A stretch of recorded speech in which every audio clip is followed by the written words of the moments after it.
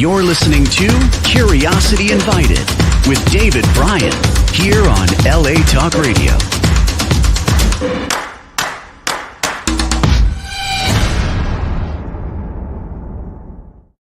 Hello, my name is David Bryan, and this is Curiosity Invited, a podcast inspired by endless curiosity.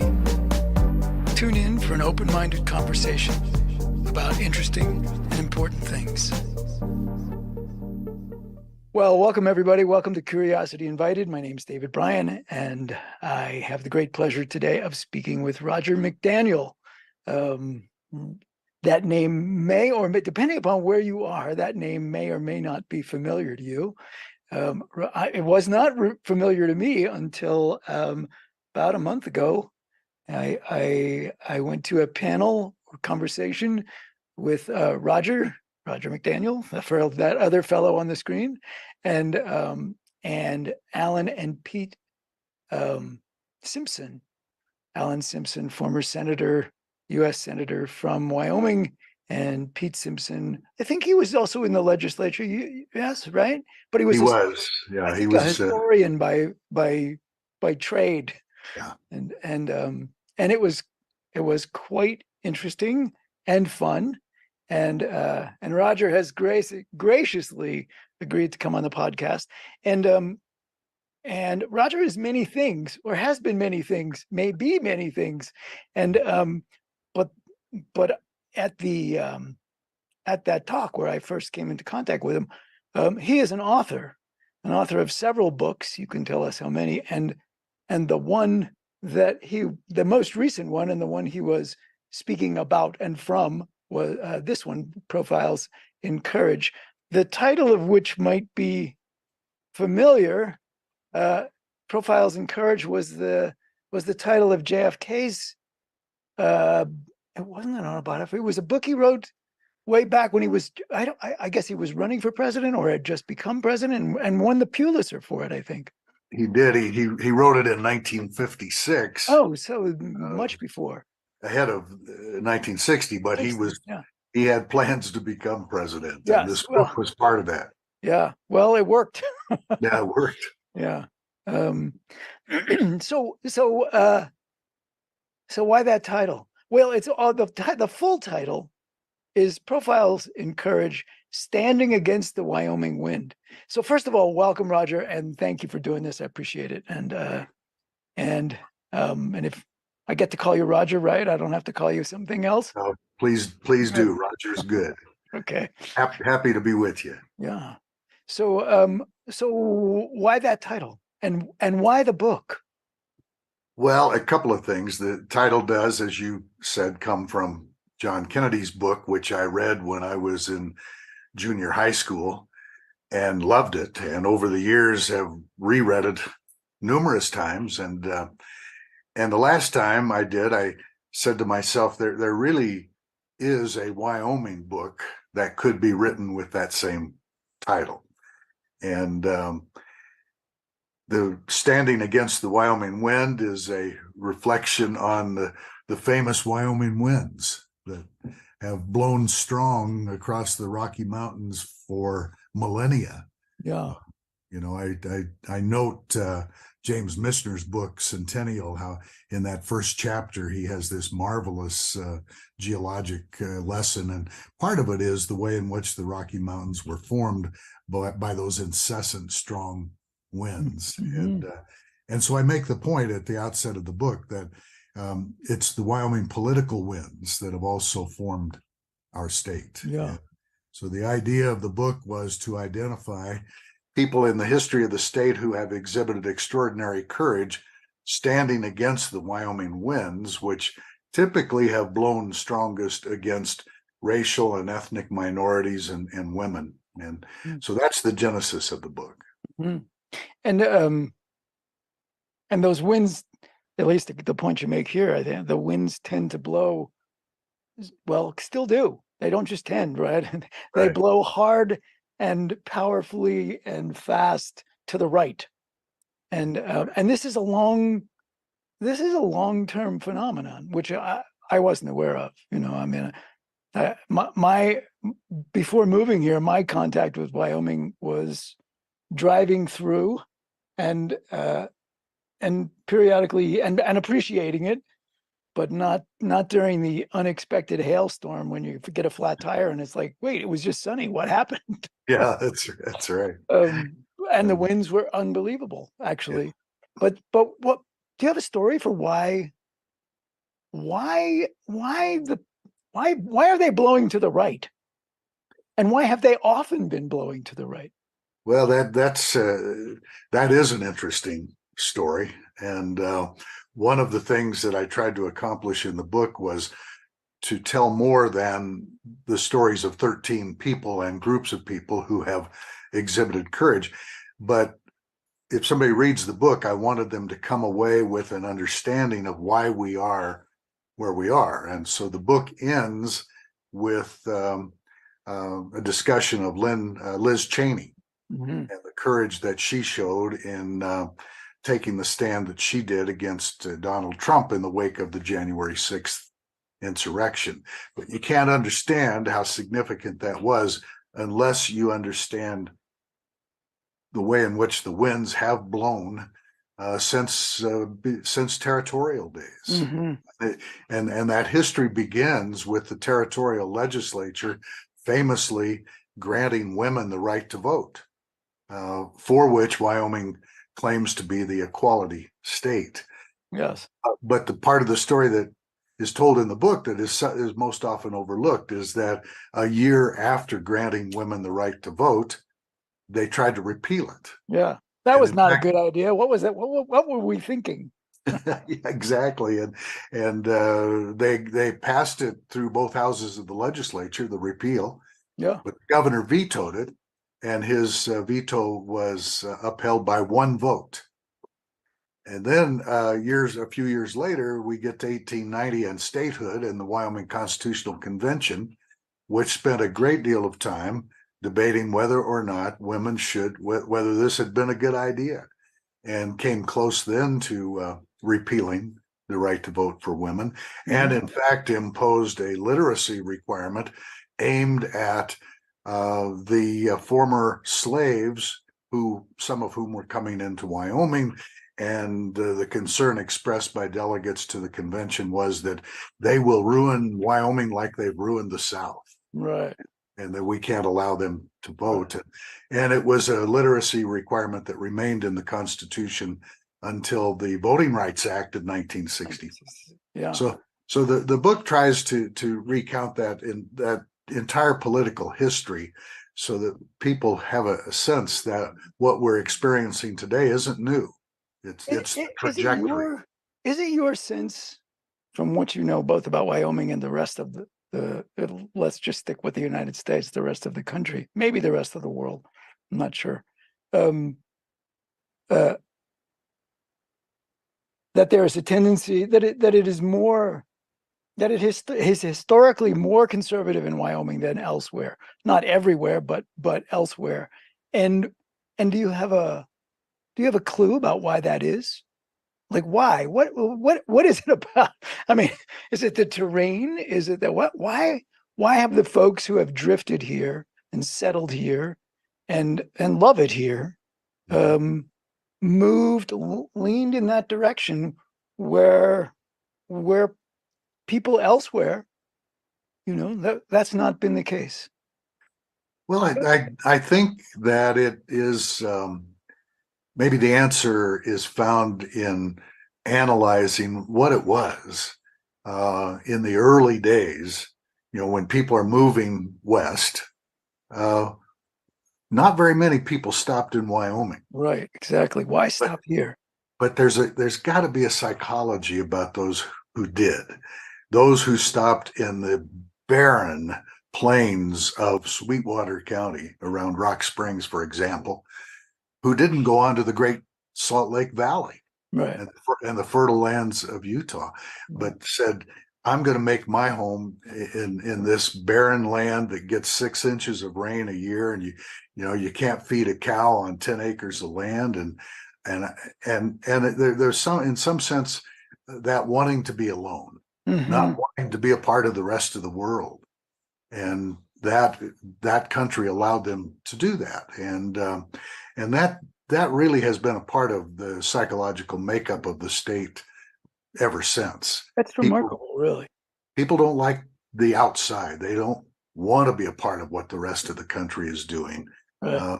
You know, that whole idea of don't tell me how you did it back in Colorado. Well, Right. you know, so Back in I, that liberal state of Colorado. yeah, so I think that's a large part of it, you know, and that translated in kind of ironically a reliance on out of state corporations, a reliance on the federal government, which Absolutely.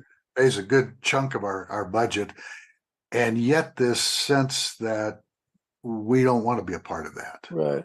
It is ironic, right? I mean, that's the piece.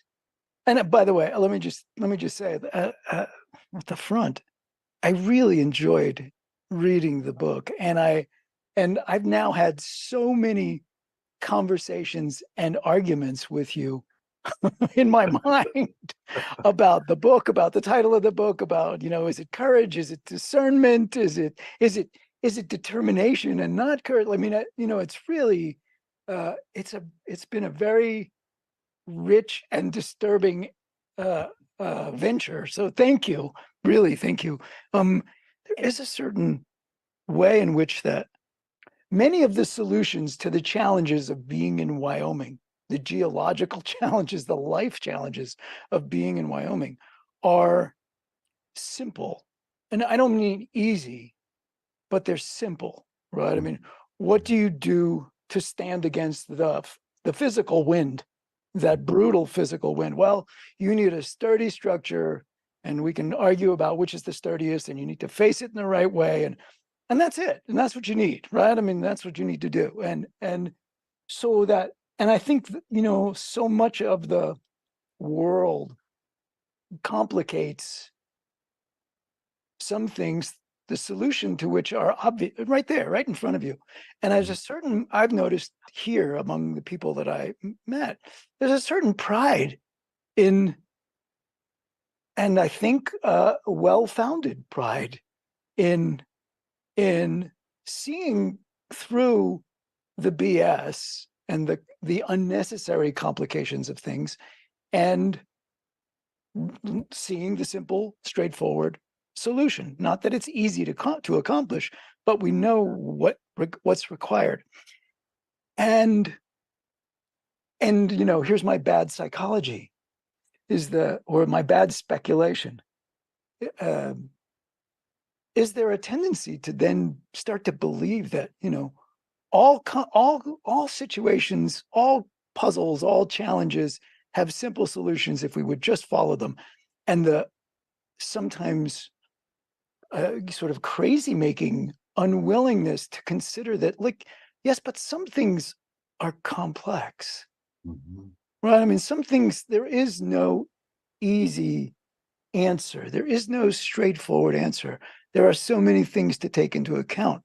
And now you go to a meeting of Republicans, and there is a simple solution, no compromise, right? I mean, if compromise is for people who are not, they are rhinos. They're not real Wyomingites. They're not real, right?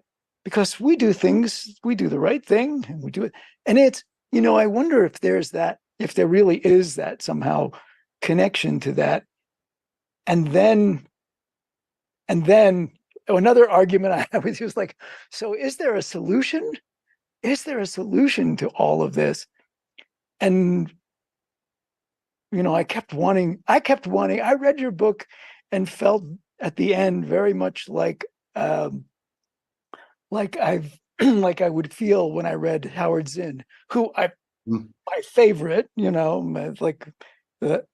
who writes with, sort of incisive understanding and humor, and at the same time, you get to the end of it, and it's well, that's what's required. This doesn't stop. There's never a goal. There's never, I take that back. There's never the end of the game. because the game is democracy, and for democracy to happen, you need to allow people to speak and to have their points of view, and you need to stand up to the wrong ones, and that's not going to go away unless you stop them from speaking, and then you wouldn't be having the democracy that you want. So at the end of it, it was, like, well, this was great, and I'm exhausted. Well, part of the I wrote a book once called Lois Matonen and Howard Zinn Fist Fight in the Equality State. Yes. It's a takeoff on Sherman Alexi's book, Tonto and the Lone Ranger Fist Fight in Heaven. Yes.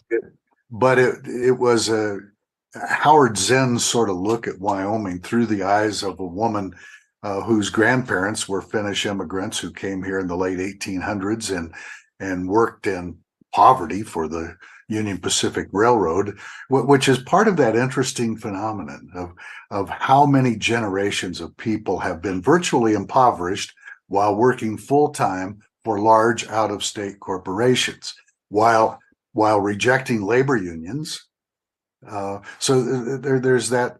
Yes. One of the pieces of the personality in Wyoming and maybe other rural states is that unwillingness to grapple with the complexities of life. Mm-hmm.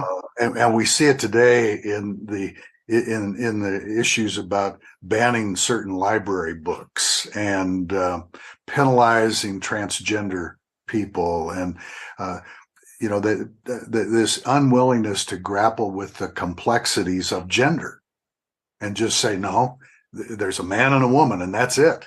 That's it.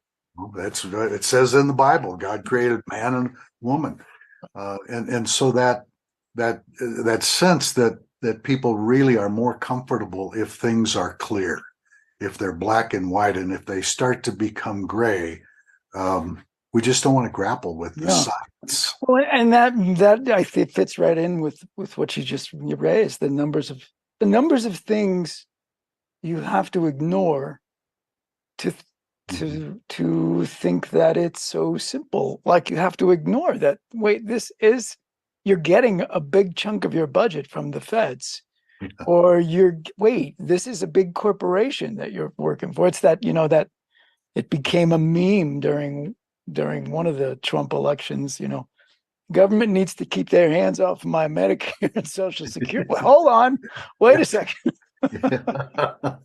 Do you understand what you're saying here? Right. So is it a failure of education? Or is there forget the failure of education, but is there a solution in education? Is that where a solution lives? Or is there no solution? It's just the way it is. One of the interesting responses, I think, to that question comes from Malcolm X, who was asked, later in life when he becomes this sort of genius, scholar, intellect. Yeah. And he's able to dissect the American political and social and economic situation in a way that few others on the left had been able to do. And somebody asked him, he dropped out of school before he got a high school diploma. And somebody said, how is it that you end up being such an intellectual? And his response was, I was not poisoned by the American education system. And I think there's so much truth in that. The things that we did not learn in high school and even college have now come back to create this resurgence in racism and anti-Semitism. If we had learned the truth about, for example, Jim Crow and about Reconstruction and so many other things, if we had learned the truth, we would be far better equipped in this generation to grapple with those issues honestly. We didn't learn the truth, and now when we hear it, it's like fingernails on a chalkboard. Right. It's interesting. It's that, I forget who said it. Maybe it was Noam Chomsky. But it was that, American education destroying the mind 1 degree at a time. The Yeah. pun being the degree. The Yeah. higher you go in the educational system, right, the more you are cultivated for taking the role of leader. And I'm not sure I believe that fully, but I'm not sure I believe that it's is as uh, broadly successful Mhm. as some people believe. But there is something to that. But even today, one can get a graduate degree from a significant university without being able to explain the impact of Reconstruction and Jim Crow Right, on systemic racism, right, right. which in my mind is one of the great issues of our time, that troubles politics and the economy and social relationships. Hmm. Hmm. Yeah. Um. So when you finish the book, when you take a step back from your book and you finish the book, do you find hope in the instances of courage that these people displayed? and if so, what is that? What's the hope?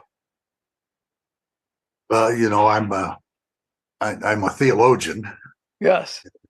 and I'm We should say you're not only an author, you are a lawyer, a legislator, and you are a minister. right. Yeah. Yes. For which church? Presbyterian, Yeah.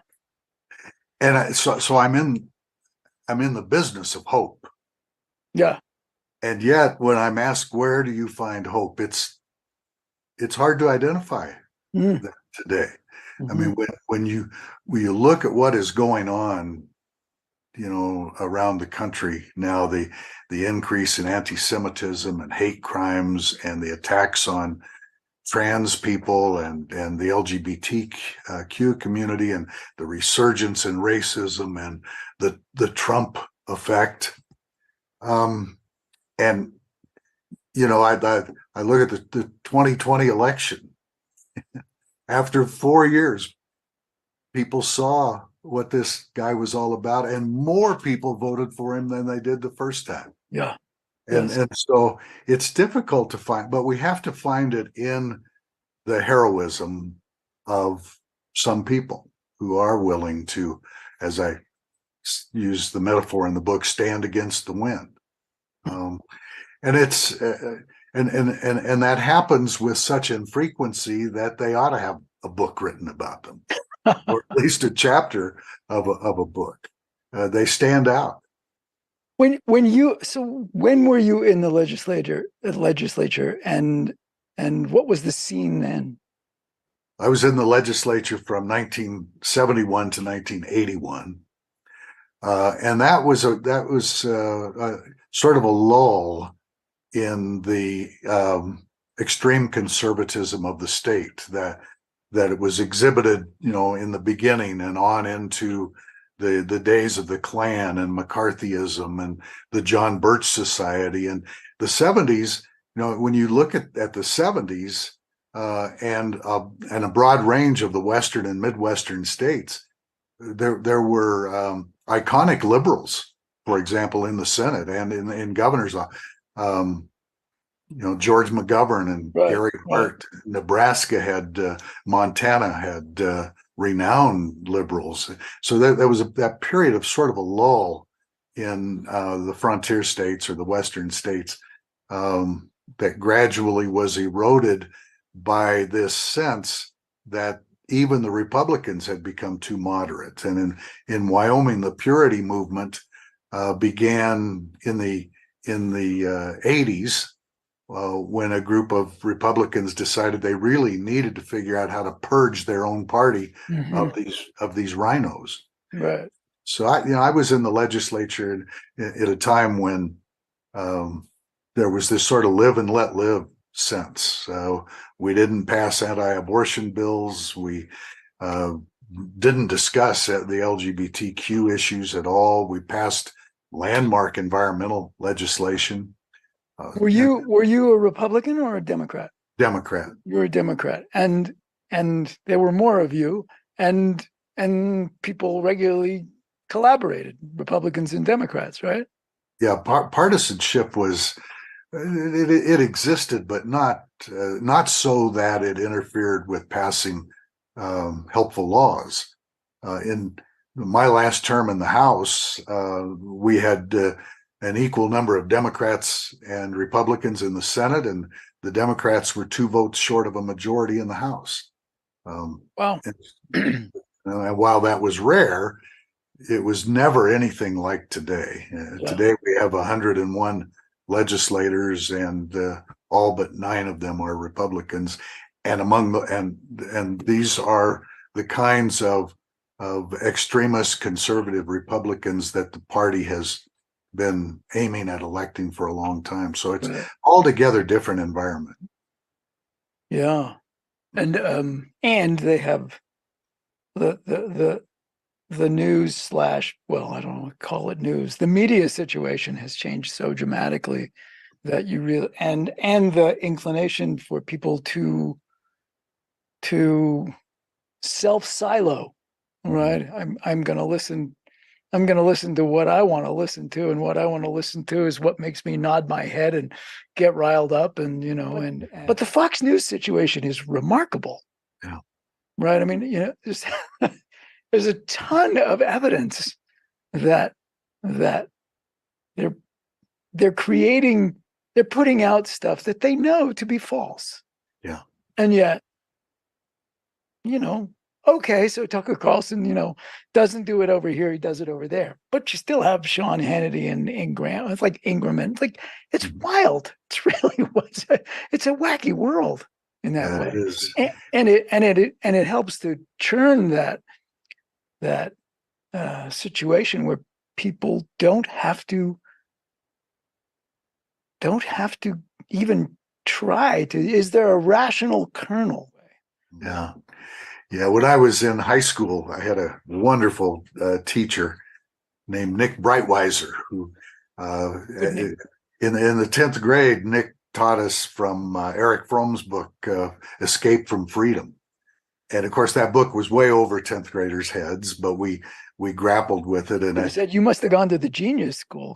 Wow. Well, and I can remember Nick had short hair, but I can remember him pulling it out as he listened to 10th graders try to define freedom and what it meant. And I've just often gone back to that concept is so difficult to understand and so easy to turn on its head. Yes.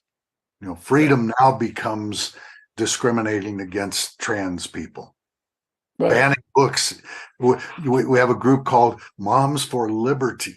Yes, exactly. That tries to ban books. Their role is to ban books. The Freedom Caucus, whose role is to deny freedom to anybody different from them. Yep. Yeah. So it's just a fascinating and for me, I trace it back to the death of the fairness doctrine. Rush Limbaugh and Fox News could not have survived under the fairness doctrine. Right. That's right. But it went away. It went away. And I think, I was in my family, and I lived in Nicaragua for a year in 1991. And when we came back, as we drove across the country, returning to Wyoming, every radio station through Alabama and Arkansas, Mississippi, and up to Kansas and Oklahoma and Colorado, every radio station had this guy named Rush Limbaugh on it. And it was bizarre. And I said to my wife after that trip, I said, if that's what most people in America are listening to, we're in trouble. We're in trouble. Right. We were. And even, I mean, I was amazed because when he passed away, that was around the time I moved here. And there was a station, I'm not going to remember, I live in Powell. And there's a station that I was, getting here. I don't remember the name of it. But they, for the first year at least, they had a host, and they played Rush Limbaugh, all these but goodies. I mean, they just wouldn't let that guy go away. Yeah. It was really amazing. Well, And you remember in the early days of that sort of talk radio, there was an effort to have talk radio on the left, Yes. and it would not succeed. It could not No. succeed, No. largely because they wouldn't say the sort of wild stuff Yeah. that you hear from Limbaugh and G. Gordon Liddy, for God's sake, had a Exactly. radio Remember that? show. Yeah. And it never survived. And what survived is this stuff that people on Fox and Rush Limbaugh were willing to say. I mean, maybe, like for instance, with Limbaugh, maybe he, when he made a mistake, he spoke about it, but I don't remember hearing or reading anything like that. I remember listening to him once when COVID was first starting, and it was, COVID-19. Well, folks, this is nothing to worry about. COVID is like a regular virus. And look at the name. I mean, 19. Why is it called COVID-19? Because there have been 18 versions before that. And it's like, no, it was because they found it in 2019. But like, that doesn't matter. That didn't matter. None of it mattered. None No, of it mattered. So no, you really say simple. anything. And, I think one of the most telling analysis that I heard about Nixon was that Nixon would have survived Watergate had he had Fox News. Oh yeah, probably right. That's the difference. Yes. People tend to remember that a group of Republicans went to him and said, "You have to leave off." Well, those guys didn't go there until it was the tapes were released and Yes. the public knew what was on the tapes. But the real difference was we didn't have that 24/7 news cycle from the right. Yeah. Yeah. And well, I mean, you speak about this in the book. It's, the weighting has changed. Weight, WEIGHT, right? It's like, I mean, you can't find a more vigorous supporter of Donald Trump and Donald Trump's policies from the moment he got the nomination until essentially the moment January 6th happened. Yeah, January 6th. Yeah. I mean, Liz Cheney was, Trump's our guy, whether it didn't matter. I mean, it didn't matter what he did, didn't matter what he said, even when he said stuff about her dad. Yeah. Right. I mean, it was like, wow. And well, maybe it's just it's like, what happened to those 4 years, Liz? Come on. Yeah. How many times did you have to stand up for him? And then finally he did something and it's true, he did. But well, and she did too. When you understand that in Wyoming, the Cheneys were royalty, a beloved. I mean, Dick Cheney was, and she was, and in 2018, she wins an election 70-30. Right. And then after she takes the stand against Trump, she loses 70-30. Right. Overnight. I mean, it's like overnight. Really? Overnight. Right. Yeah. And she knew that would happen. And as I point out in the book, she knew that she wasn't only putting her political career at risk, but her life.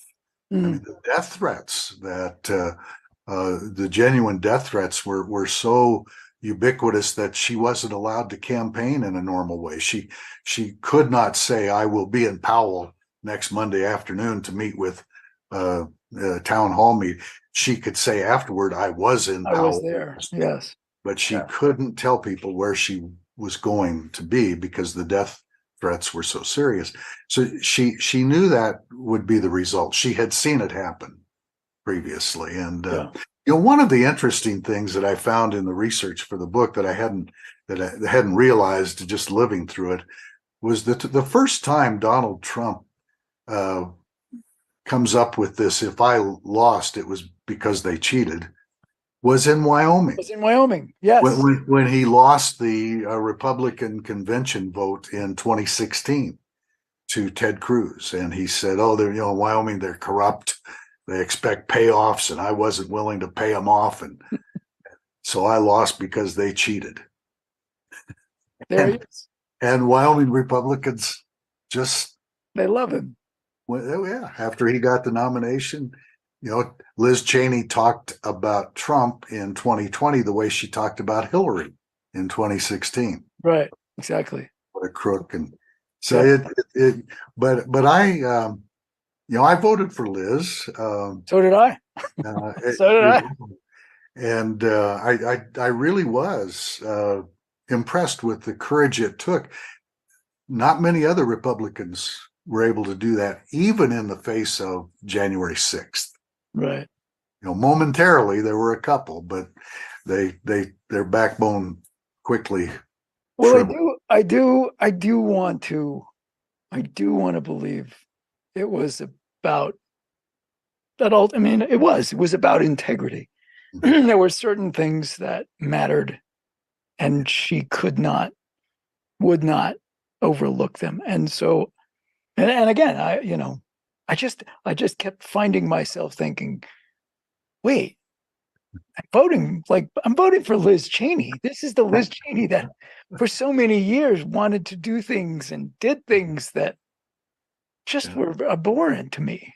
But yeah, I'm trying to get over that. Well, that one act Yeah. of standing standing up to him was, in my view, overrode all of all of that. that other. Yeah. We're really talking about the fate of democracy and the willingness of one person. Well, Adam Kinzinger is another, but Liz, to stand out, and some of my Democratic Party friends would say, well, she's just doing that she's calculated that that's the way she gets to run for president. Well, nobody who opposed Trump is going to get near a nomination in that party. That just, Right. she was smart enough to know that. Right. But I thought it was courageous, and not only was she one of the first to criticize him on the January 6th thing, but then to accept Pelosi's invitation to be a part of the committee to investigate it. That could have been something that, if she was looking to save herself, that would have been taking a pass there, and she didn't. Yeah. Well, you're generous of spirit, and I sometimes need to be more of that. So are you always working on books? The first book I wrote was a biography of Lester Hunt, who was a Wyoming senator in the 50s who committed suicide in his Senate office after being savaged by Joe McCarthy and a couple of other Republican senators, trying to force him out of the Senate. The Senate then was controlled by the Democrats by one vote, and Lester Hunt was a Democrat in Republican Wyoming. And when Senator Hunt's son was arrested for soliciting homosexual sex in Lafayette Park, these three Republican senators thought it was an opportunity to force his father out of the Senate and have him replaced with a Republican. A long story that was never told in Wyoming. Really? Yeah, it was interesting. Senator Hunt's widow made it her life's cause to make sure that story was not told, because she didn't want her son dragged through that again. And both suicide and homosexuality were such taboos that she didn't want that story to become how her husband was remembered. Excuse me. Yeah, no problem.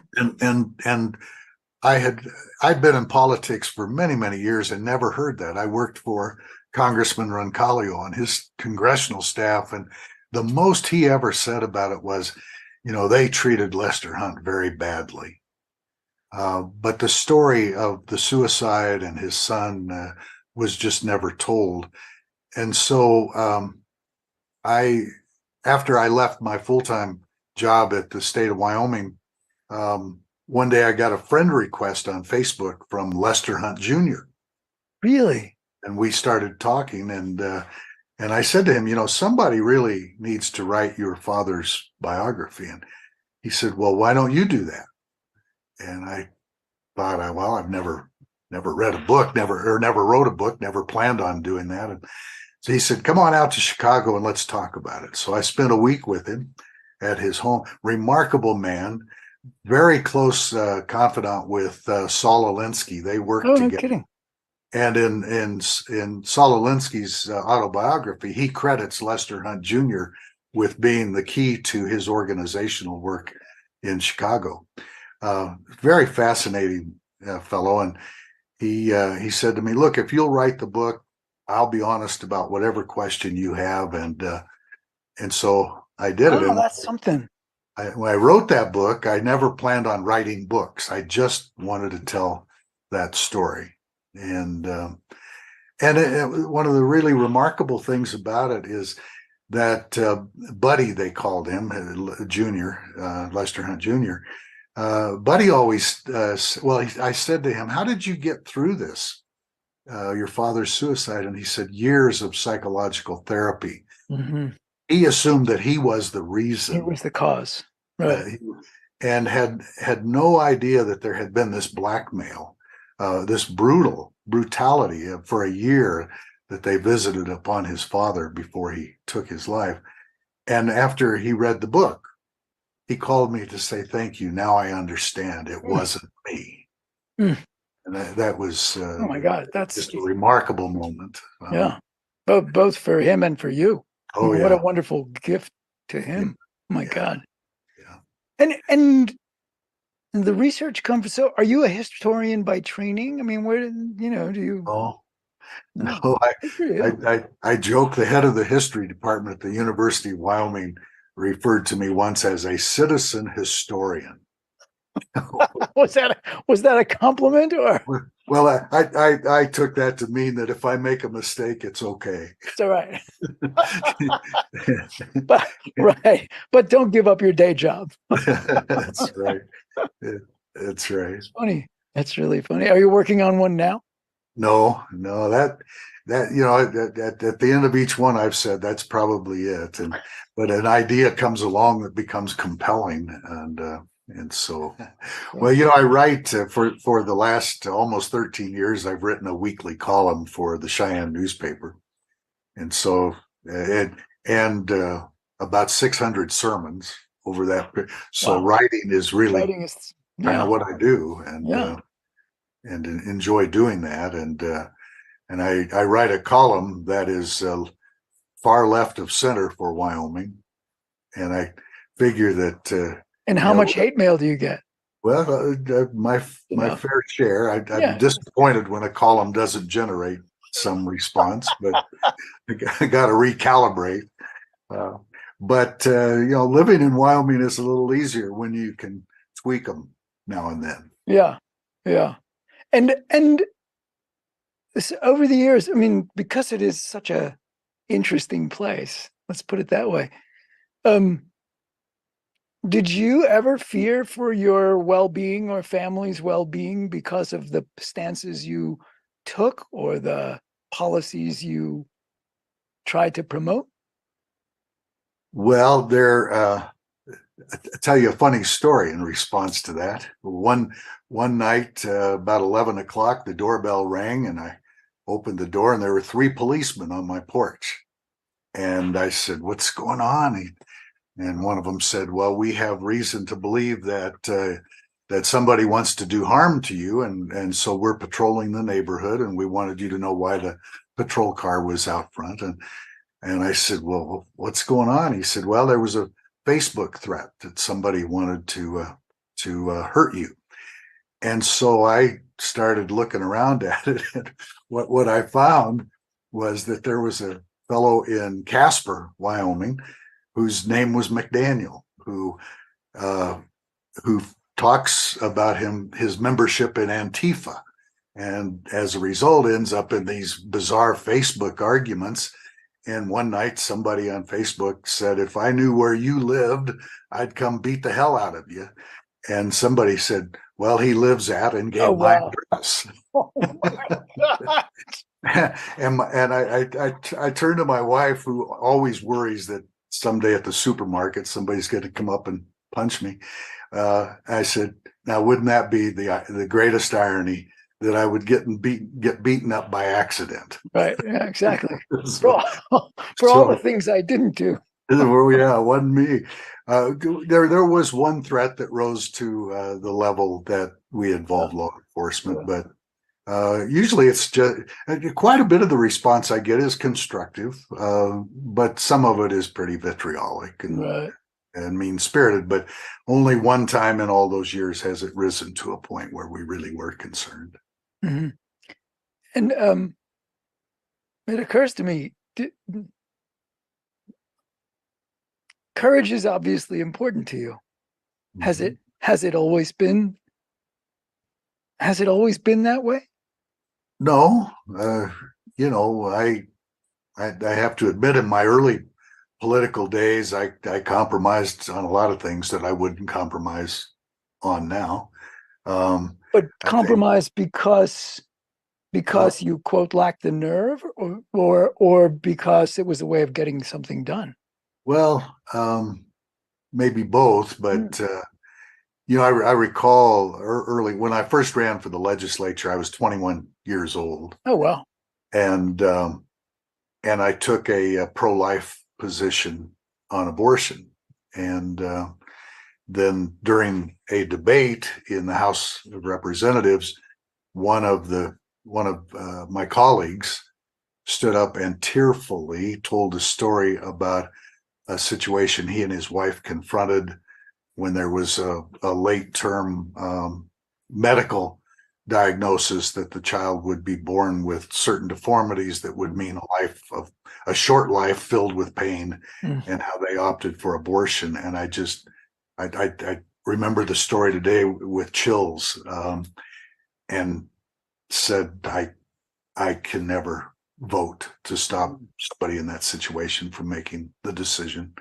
But um, I think it's a process. It was a process that was heightened during the Trump years, seeing what was going on and how little courage was being exhibited. Mhm. That caused me to think more and more about the role of political courage. And then, as I say in the book, there really has never been a time when it was more difficult for politicians to be courageous, and there's never been a time when it was more important More that they important. actually are Indeed. courageous. Indeed.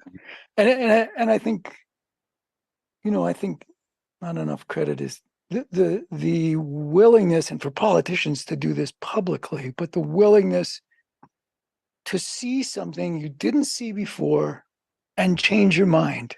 I Mhm. mean, I notice it.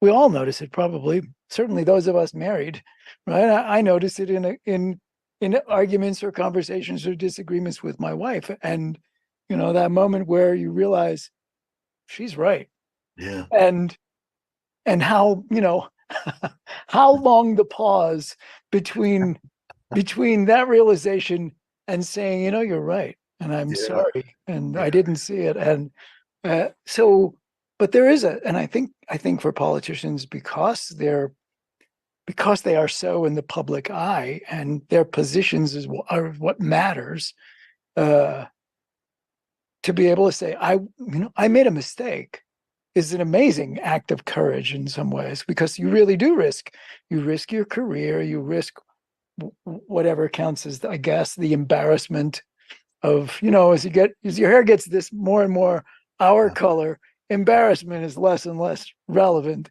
But yeah. uh, But I, it's punished in in politics. politics, it is punished for sure. You're a flip flopper, and Yes, nobody wants to be a flip flopper right, in exactly, politics. right. And the other thing is what we talked about with the concept of freedom. The concept of courage can be perverted. I mean, how many times have we heard the January 6th rioters described as courageous? That's courageous. Yes, exactly. Right. Well, yeah, you'd have to take such a narrow, right? Yeah, It's yeah, like, yeah, is it courageous to do bad things to police officers when you think there's little chance of you getting caught? Probably not. yeah. So, But to do it in the name of what you think is right, yes. you you can you can justify. that. And that was one of the things I wrestled with in the early days of thinking about this book is how do you define courage? And in order to decide which stories I would tell, I had to figure out an operational definition for the term courage. And what'd you end up with? well, for me, I went back to the ancient Hebrew prophets and the courage of people like Moses to get in the face of the Pharaoh, or Isaiah, or Jeremiah, or any of them to confront these brutal, powerful kings about the way in which they were treating people. And then I talk about in the book, I think it is of such great significance that a group of 12 Wyoming historians studied the 20th century, tasked with deciding the top 10 news stories of the century. And 3 of the 10 dealt with the poor treatment of women in Wyoming history, in the Equality State, the poor treatment of ethnic and racial minorities, and the poor treatment of indigenous people. And so it seemed to me that if you look at Wyoming history in terms of identifying courageous moments, it had to have something to do with those who were either oppressed or discriminated against, or those who stood with them. Right. That was courage. Right.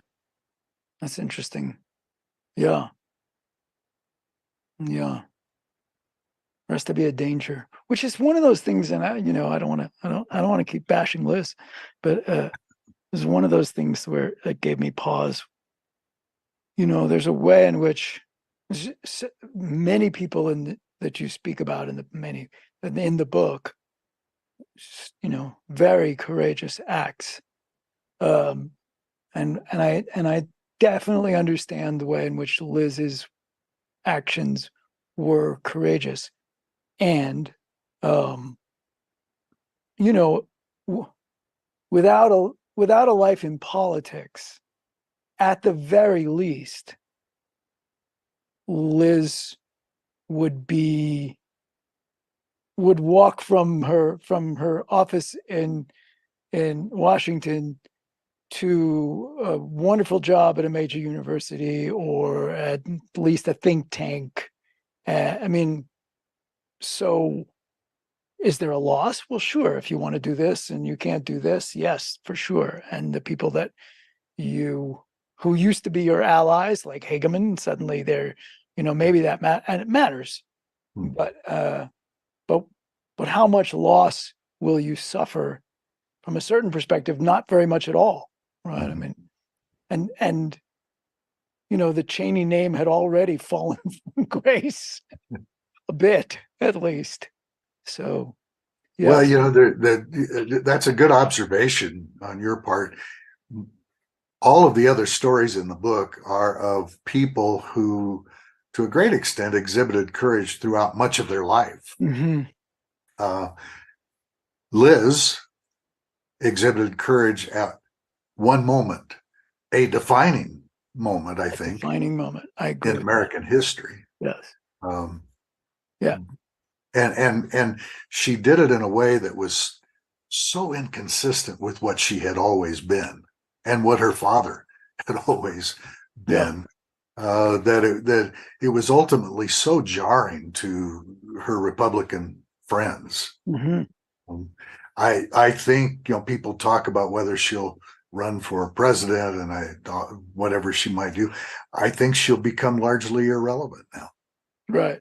But that one moment in time, right? Had she not done that, she'd still be in Congress. She might have been speaker. Yeah, absolutely, exactly. But that moment was defining. Absolutely. Your relationship with The Simpsons. Yeah. So complicated. Tell me. Interesting. I always say, but for the voters, I'd have been a United States senator. The truth is, but for Al Simpson and Dick Cheney, I might well have been.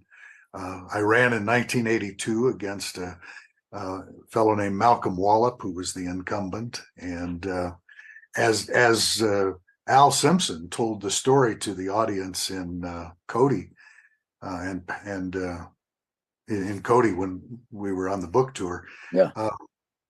In mid-October, just ahead of the election, the Reagan White House had a poll that showed me pulling ahead of Wallop, and said to Simpson and Cheney, "You got to do something," and they did, and it was ugly and swift and successful. What did they do? Well, a number of things. Alan talked about it at Cody. He signed a letter along with Cheney Oh, that's right. Yeah. that they sent to 20,000 Republicans who were identified as leaning toward voting for the Democrat. And it started out by saying, Roger McDaniel is a snake in the grass, and he's a young lawyer who would say anything to get elected. And it was a 4-page epistle, and a right-wing operative named Viguerie, Richard Viguerie, it was at the bottom of it.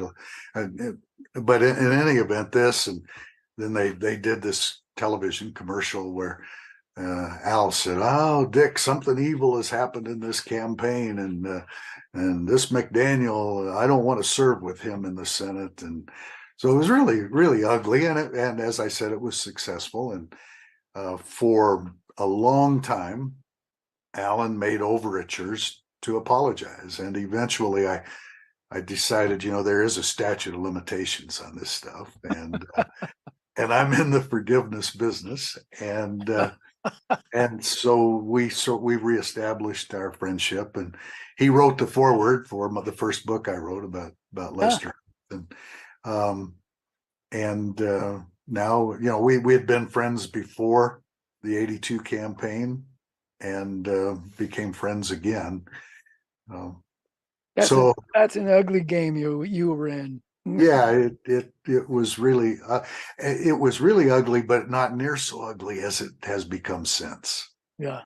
Today, I can't imagine running for office today. The way the character assassination and the kind of money that is a part of politics. In 1982, when I ran for the Senate, I raised almost $500,000, which was more money than any candidate in Wyoming had ever raised, except that year my opponent raised $1.2 million. Wow.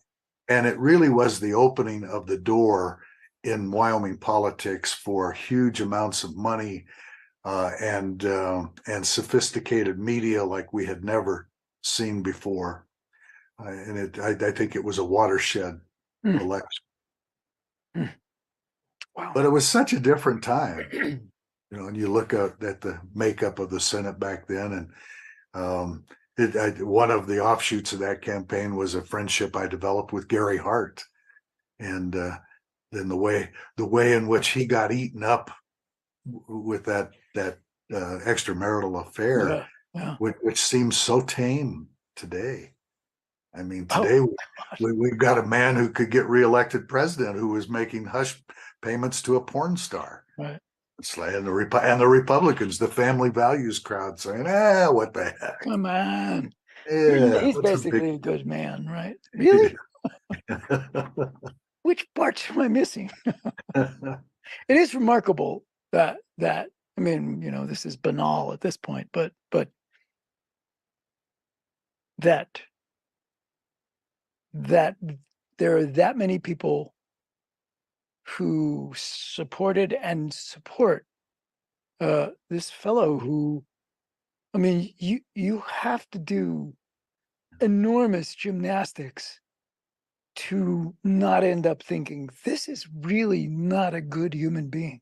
Yeah. He's not, and so not well suited for this role. And yet the support of millions, tens and tens of millions of people in the face of seemingly everything, in the face of everything, anything. I mean, there was that moment when the idiotic thing he said in that first campaign. I could go outside in Times Square and shoot somebody and I wouldn't lose support. And Yeah. wow, he might have been right. Well, I think he was right. Yeah. And but how many times did he say something where most of us said, "That's it, that's over"? When he ridiculed John McCain, How about that? I, and, and and the audience applauded. Right. It's like, what happened to that old reverence we had for veterans and POWs and people who had sacrificed? Yeah, Actually, exactly. and POWs who said, no, I'm not leaving my men and yeah, stayed. yeah, yeah. What? And all of that was just turned on its head in a flash. Yeah, absolutely. And I don't know what that says about America, but Yeah, it's troubling. it is definitely troubling. So maybe that's the next book. That is more fully hopeful. Yeah. Yeah. Yeah, there's a book there. Yeah. Somebody's got to write it. Yeah. More likely Beschloss than McDaniel. Yeah. Hmm. Well, if I knew something, I know it's short, but if I knew something, what would I ask?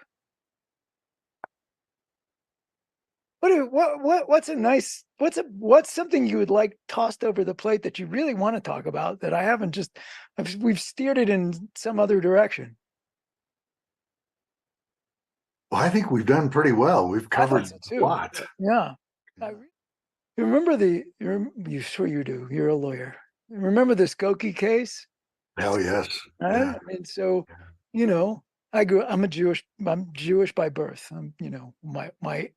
My my Israeli friends remind me I'm Jewish, but but um and the first time I read that case, it was like, wait, really? That is okay? And well, of course, it has to be okay. Because if you believe in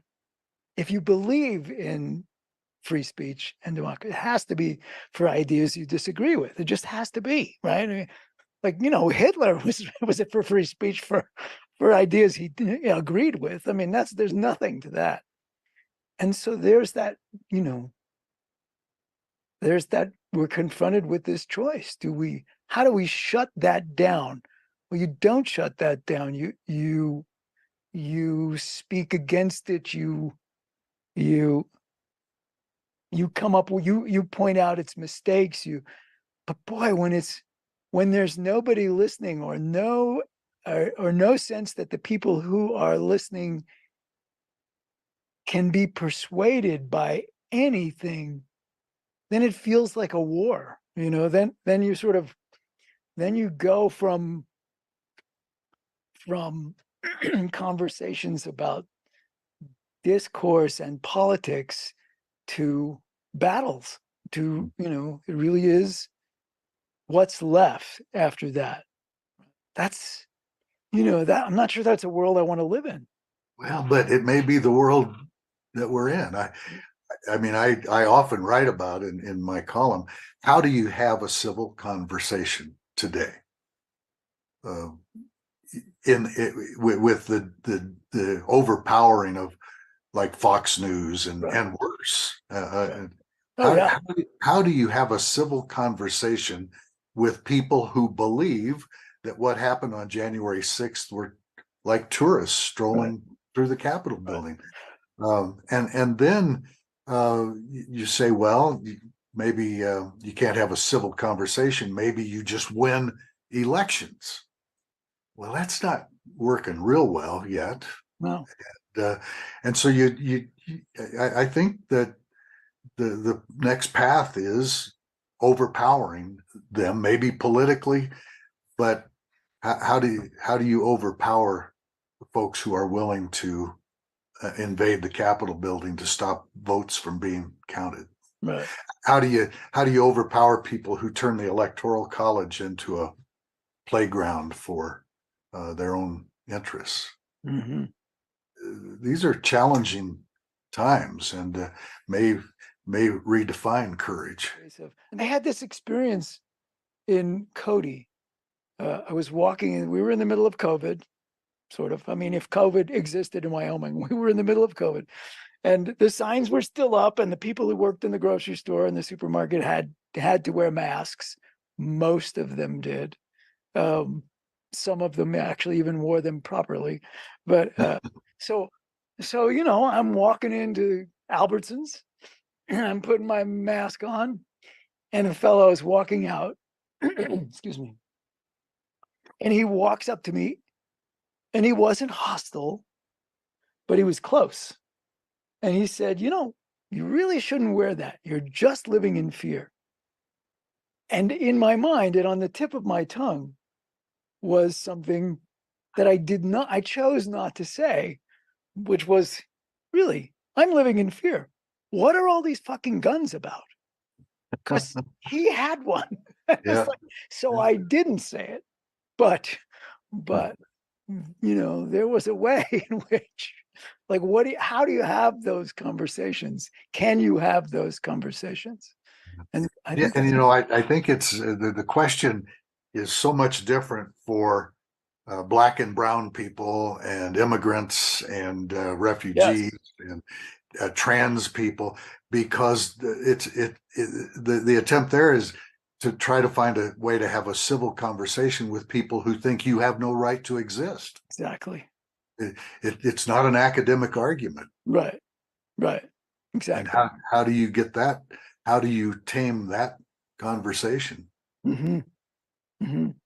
Well, yeah, you should check out this fellow, Daryl Davis. It's really quite amazing. So, yeah, sounds like that. Yeah.